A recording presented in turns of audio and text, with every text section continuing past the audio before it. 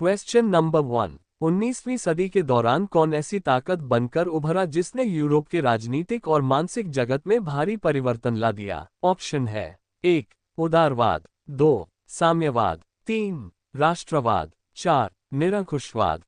Answer है 3 राष्ट्रवाद। Question number 2।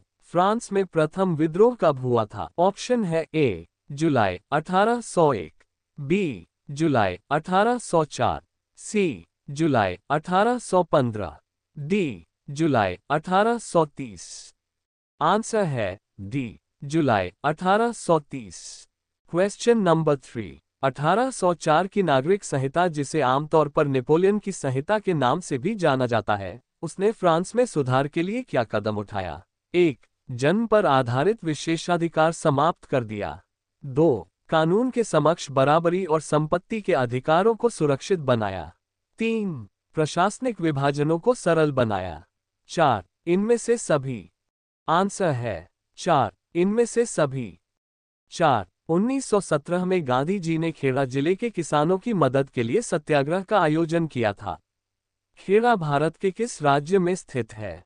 1 Gujarat, 2 Madhya Pradesh, 3 Rajasthan, 4 Maharashtra. Answer है 1 गुजरात। 5 साइमन कमीशन भारत क्यों आया?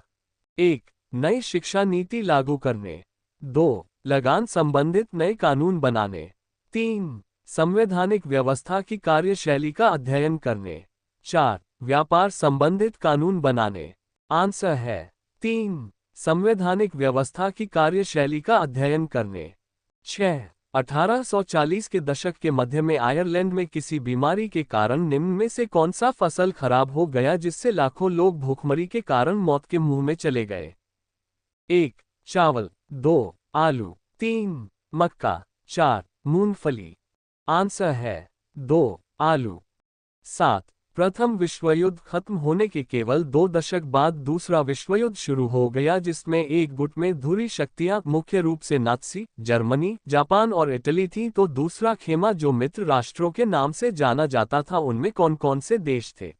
1 ब्रिटेन, सोवियत संघ, फ्रांस और भारत, 2 ब्रिटेन, फ्रांस, अमेरिका और भारत, 3 ब्रिटेन, सोवियत संघ, फ्रांस और अमेरिका, 4 ब्रिटेन, सोवियत संघ, अमेरिका और भारत।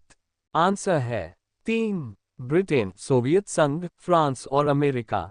8 1929 की आर्थिक मंदी के कारण दुनिया के ज्यादातर हिस्सों में निम्न में से किसकी भयानक गिरावट दर्ज की गई?